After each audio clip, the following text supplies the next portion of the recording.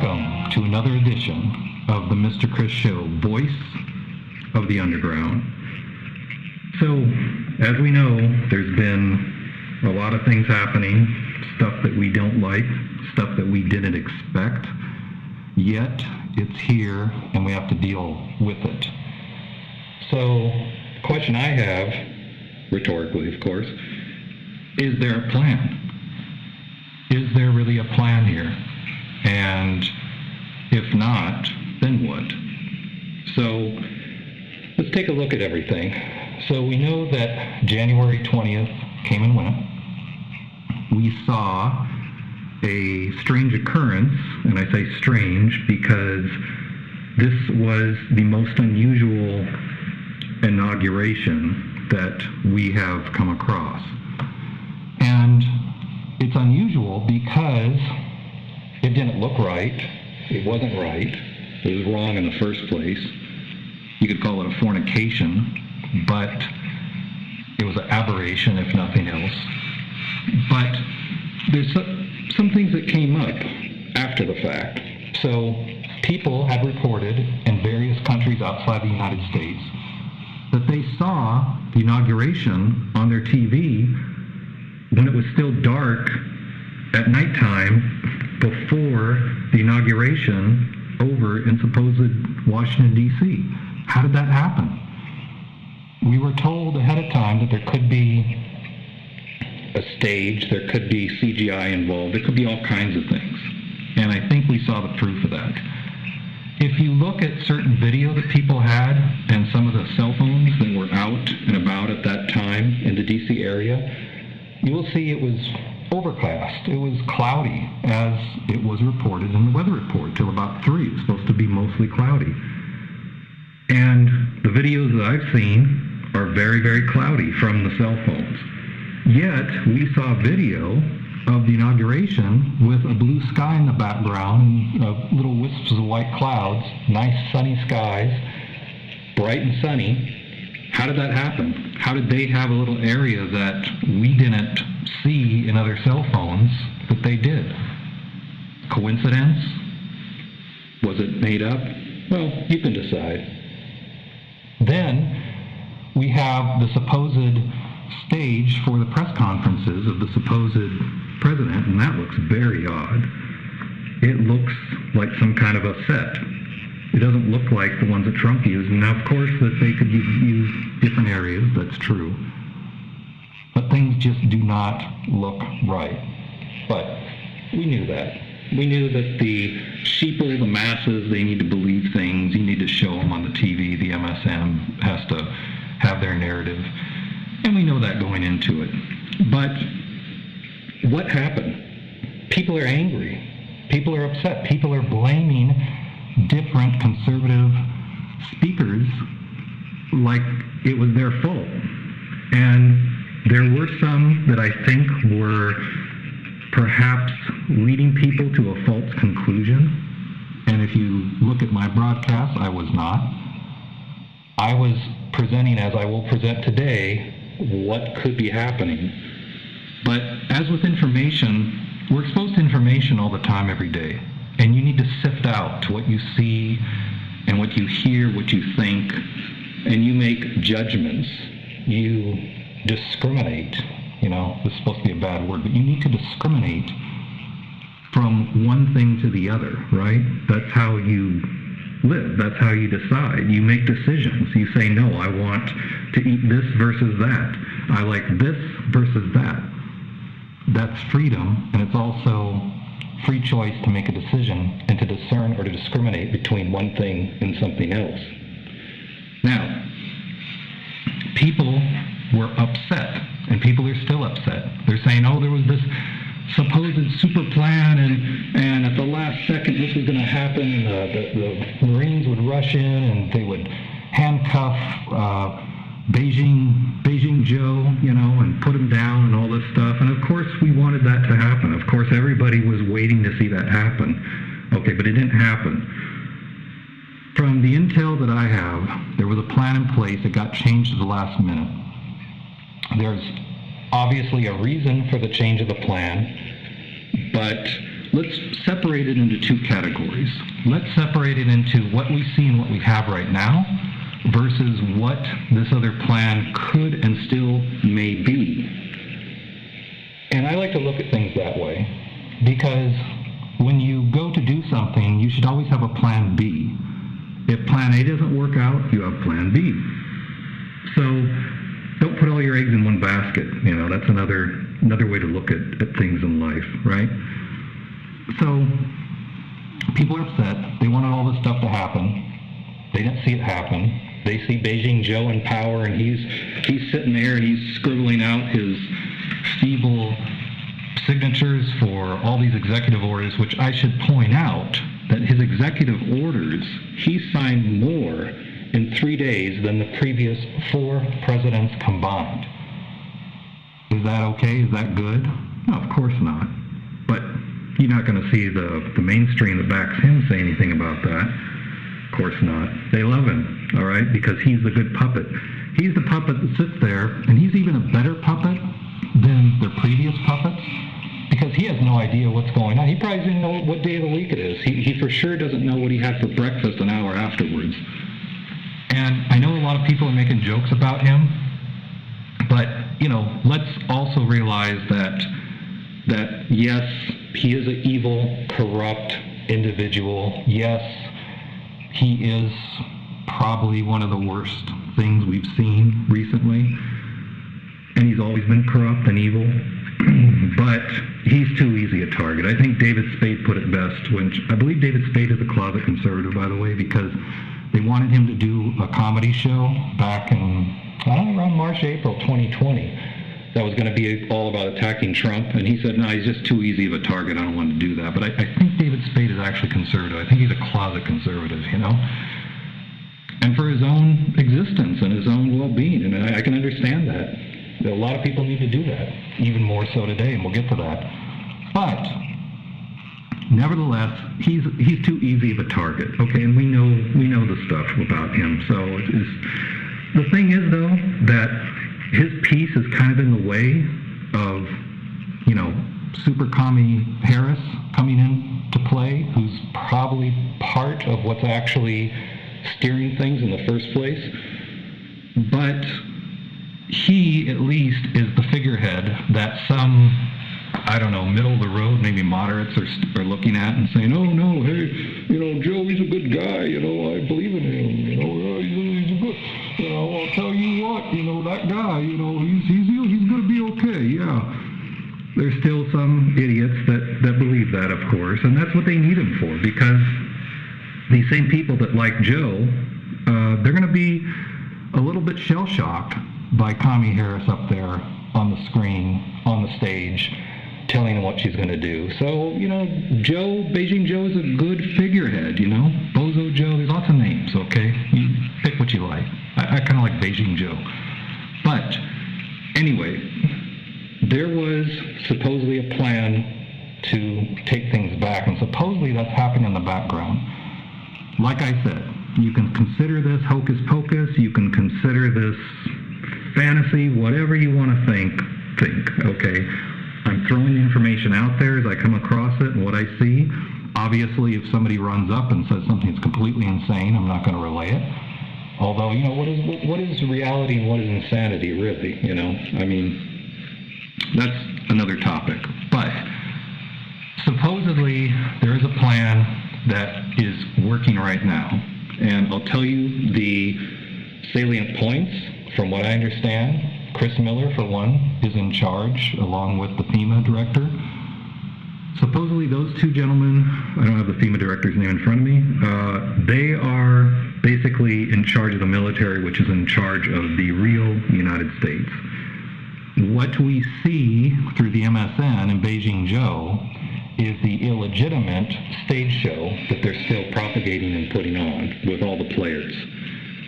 And like I said, this goes back to, and I have not finished compiling all the information. I think it's best if Estes K. Brown actually presents this because he's very familiar with the situation of the bankruptcy of the United States in '99, the flag, a gentleman named Gould who has it registered, it's Postmaster General. There's a whole bunch of things about that, and you could probably look it up. But I don't want to go into big detail with that today. And like I said, Estes K. Brown would be the expert, and I'm still trying to get a hold of him, which is very difficult. I need to apologize for our makeshift operations because of Beijing Joe. We've had to go deeper into the underground, and now we are using equipment and transferring files via analog. And there's a lot of reasons for that, but you will see that the quality suffers as well. So, the plan supposedly is that this other entity is now the real United States under Constitution and constitutional law, that Trump is directing from his headquarters and in Florida through to the military. Basically, the military is in charge. They're asking questions, and they're consulting with him for direction and leadership. Supposedly, Beijing Joe is not allowed into the Pentagon. Supposedly, he's been told, do not step foot in there. Supposedly, he is being denied information from the Pentagon. So, where do we go from here, and what actually happens? Well, like I said, you should have an A and B, and there should be a twofold here. This whole plan of what's happening, it may be fantasy, like I mentioned. If it's not, great, you know? It's like a win-win, right? You go to do something, and it's like, okay, I'm either gonna get a $100 or $150. Great, it's a win-win. So let's think of it that way. Don't bet on it, but let's consider it. Supposedly, according to the plan, on or about the beginning of March, first week of March, Trump would be sworn in as the real president under the rules of the Constitution, being the 19th president. And there's a whole bunch of reasons for that going back to 1776. But that's the point. I'm just relaying what's in the plan here. The plan may be shifted a little later, perhaps into April, from what I understand, but that's the general gist of the plan, and we will see it roll out in the public at that time, if this is real. Now, as far as what I think, yeah, it's actually a good possibility. From the intel that I have received, it is a genuinely good possibility. I have not confirmed this with Estes K. Brown. Haven't really spoken with him in quite a while, but I wanted to relay the plan. Now let's get back to what we see in the MSN, okay? Because that's what we see and that's what we hear at the moment. We have Beijing Joe. He's out there and he's scribbling out his best and fumbling his pen and saying weird things about his ear and stuff on mic. And, you know, he's just, yeah, it's a train wreck, right? It's just an absolute train wreck. But he's doing his best, and he's stopping funds for the border wall construction. He's doing this. He's getting rid of pipelines, all kinds of good stuff, right? He's protecting the environment. Boy, we gotta protect it, you know, because it's, you know, otherwise it's just gonna go away. I mean, obviously people caused the end of the ice age, right? Even though there was no people around, you know, the planet warmed up and at the end of the ice age, and of course that is humanity's fault for using fossil fuels or something like that. You know, who knows? They're gonna come up with something. But anyway, that whole thing of the environment and the global stuff, as you know, being an enlightened person is absolutely ridiculous. So the environment does change, yes. The climate does change. There's no question. You know, when the solar system was being formed, when masses of material were glopping together, coalescing, and becoming planets, becoming moons, becoming asteroids over millions of years. Yes, that's change, okay? That is change. Now, if you're a Christian, you say, well, it was creation. I don't see how creation and that can't go together. Who said that God's day isn't like a million years, right? I mean, and the interesting thing about Genesis, by the way, is that it describes the solar system at a time when people were writing such, who had no concept of them being even on a planet. That came years and years later. You know, this is thousands of years before Copernicus, you know, before Newton, any of this stuff, Galileo. So you should look at that, because it's really kind of odd. But God's time is not our time. And as I mentioned before, yes, there is a plan. It's called God's plan. And like Diamond Dan summed it up, and he said, in the end, God wins. We know that, right? So going to the birth of Christ, let's say, according to that story, now, did they go into the town and say, hey, we're here, and Jesus is going to be born? And they rolled out the red carpet and they said, okay, all you people, kick you out of the way. Let's put you into the royal suite here and everything, and anything you need, you just, is that what happened according to the story? No, not even close, okay? And what happened was they went to, it's almost like a cave. I've actually seen pictures of it. And it's a little bit underground, but it's like a manger type area and very, very minimal. So even Jesus was put into the world under these circumstances. And then after that, they had to flee to Egypt because Herod wanted to put him to death, but he just kind of had a broad swath to take anybody. So was it easy for them? Did they sit there and did all of a sudden all these guards show up, with weapons and no, you're not getting to this dude, No, nothing like that. So times are tough. People can be tested. Your mettle can be tested. And like I said before, I think that actually is what might be happening. So if we look at the world today, if we look at what happened, we look at the supposed plan that never happened and such, we're in the here and now. We're living under the dictators, and it's affecting the entire world. And even in my country where I'm at right now, we're going to see a lot of bad things as a result of Beijing Joe. There's no question. And it emanates. It's sort of like a earthquake from the epicenter outward. And you can actually get damage way far out, way far away from the epicenter. But if we look at what's going on, we look at what he's doing and such, yes, there is a problem.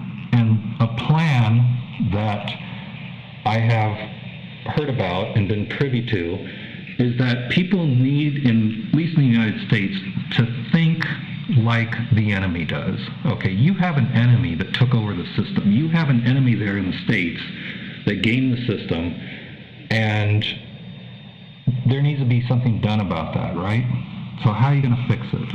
Well, the evil, the other side, has infiltrated. They've infiltrated the system. So what I've heard is a plan, what people might want to consider in the States as a reverse infiltration. Well, if they're going to have poll watchers, if they're going to have people there, and they're going to be throwing out this moment, the Republicans, and I know that is almost a bad word at the moment, I understand, but for whatever it's worth, we still have 2.5 parties. There's a independent party, which they still see as like somewhat okay, but even that's being pushed down. If people start re-registering as Democrats, even if you're not, you can still vote for the Republicans in the big races. You can actually shift votes for Democrats as you see fit. But there's a shift in the United States, apparently, of a lot of blues going into red states and making changes. Now, that's a pretty dedicated effort. If the people are conservative want to do the opposite, which you probably don't, that's one method. But I think it's easier just to re-register as a Democrat. And then you can do what you want, and then you can get involved in these elections, get involved as a poll watcher. Pack the people in there of the conservatives who are Democrats, and you will have first-hand access to everything that's going on, first-hand knowledge. You'd be like a double agent. And there's nothing against that. There's nothing that says you can't be conservative and register however you want and vote however you want. You don't even have to tell people what your views are. They can just ask you voted as a Democrat? Yes, I am. Well, come on in, carte blanche. Beijing Joe wants to shake your hand. So anyway, this is the kind of action that has been suggested. Basically infiltrate them. And even go so far as for some people to infiltrate their organizations, their extreme organizations, just as an observer, just to gain information and to pass that along. and then have a network of information that you can pass along secretly.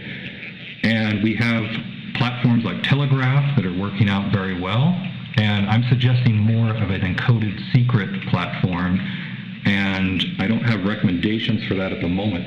Incidentally, the last time I spoke about communicating and also using radio equipment, depending on what part of the world that you're in, like ham radio and such, within a couple of days, the FCC in the United States put out a message saying, oh, no crime versus the using it for radios and stuff. Do not do any crime over the radios or communicate that way.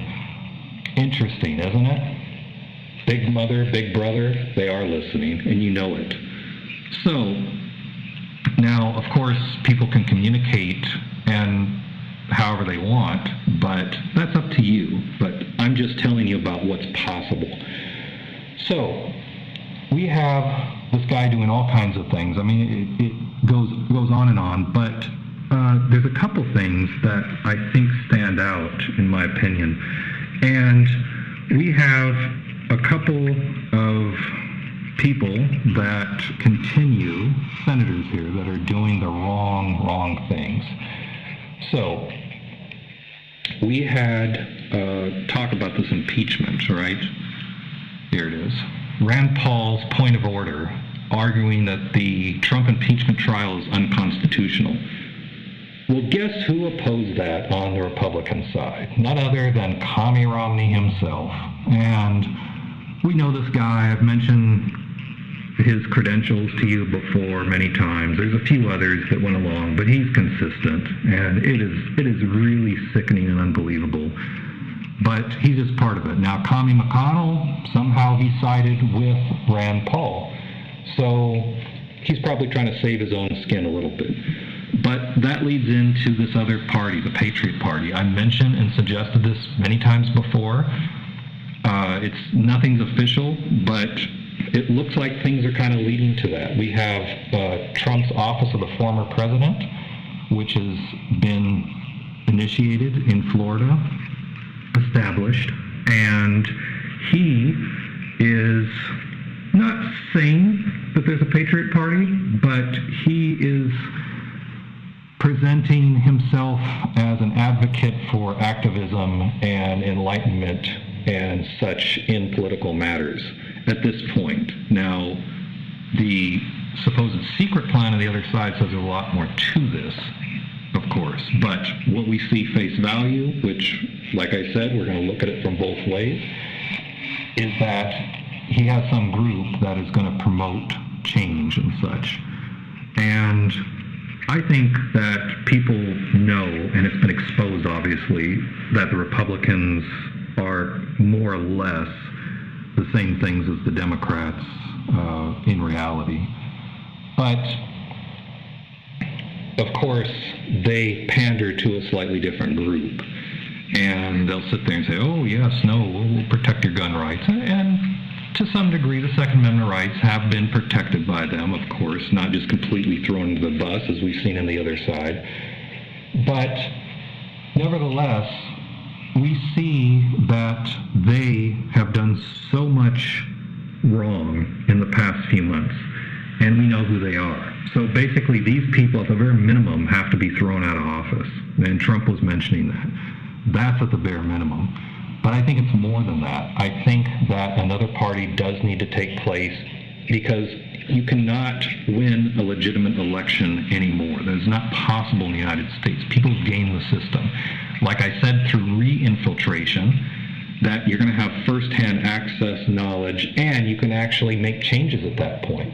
When they have an election and you're part of the monitors because they've thrown everybody else out, you might be able to put it into it. You might be able to stop it and say, no, this isn't right. You know, what I'm seeing here, this is not right. No, we need to stop this, you know, and get people on your side.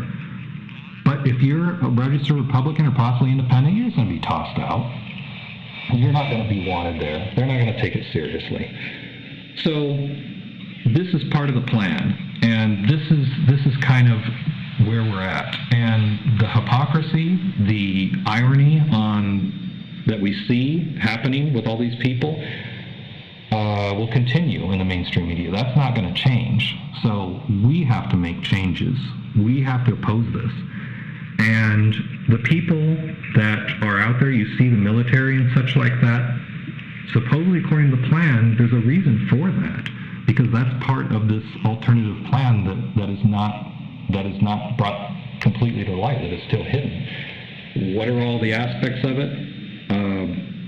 I am not totally certain. I've heard a few more things that I can't discuss at the moment, but that's fine, and we can support that plan if and when it does come to fruition. But in the meantime, if you're still out there, unfortunately, with your Trump flags and everything else, you're going to be a target. If you're out there trying to do things to drum up support for what we saw as the irregularities and such publicly, you're going to be a target. At your work, you're going to be a target. So, as I said before, this is the time to regroup. This is the time for the Patriots to go into hiding, to go into the catacombs, to communicate underground, to have a plan, and to do it in the underground. And still to remain active, though. You can still write to your senators and representatives and tell them, no, I don't want this. No, this is wrong. This show that we're doing with Trump, like I said, the whole impeachment thing was meant for you, because it's to show you that don't even try to oppose us. They're trying to punish Trump, yes, but it's also to scare you into submission. And speaking of scaring, let's talk about this virus just for a moment. So now we have people like the governor of New York, we have the governor of California, Nuisance, and he's out there saying, wow, we can, looks like over the next few weeks, the projection is the curve's going to go low, and we can open up more, and everybody's talking, Mayor Lightfoot, we should have indoor dining. Everybody's talking about the stuff in areas that were under super lockdown. Why is that? Why is that as soon as Beijing Joe takes the apparent reins, that everything is better, everything's okay, hey, blue skies, happy trails, all that stuff. I mean, we know, being enlightened, that this is pathetic. You want to vomit, just hearing about this is absolutely pathetic. You want to go outside and you want to scream to the top of your lungs and shake people and say, we told you so. These people are the most evil thing you can imagine, and we knew that. Well, at least you can take comfort in knowing that you are right. And like I said, going forward, we need to be smart and to plan. Not go down to their level. I'm not suggesting that you should go out and you should be the one stuffing the ballot boxes and stuff. No, we're not going to go that direction. Okay, but we are going to get on the inside and find out the inside information and expose it and expose them. And I think that's the best thing that can be done. Now, we hope and we think that this impeachment through the Senate won't go through, but you never know. But at least we've seen who the good people and the bad people are. And you can start following the good people. You know who they are. We can get rid of the bad people through voting them out, hopefully in the smaller elections. The national election level it's had at the moment. But we can still do a lot of things, and there's still hope. And like I said, this other plan, maybe reality, maybe fantasy, but from what we see in the here and now, that we have to deal with Beijing Joe, and we have to oppose him legally and responsibly in every single way that's still possible, to get more people to wake up, to get more people to say, hey, you were right, this guy's bad, this is wrong. The more we do that, the more people that become awake, the bigger the movement will be, until the point that they can't do the 1984 over your eyes anymore. And that's exactly what they're doing and getting away with. And we're not going to let it happen. We're not going to take it, right? And let's stay strong, let's pray, and we will get through this. We'll talk next time, Mr. Chris Show, voice of the underground.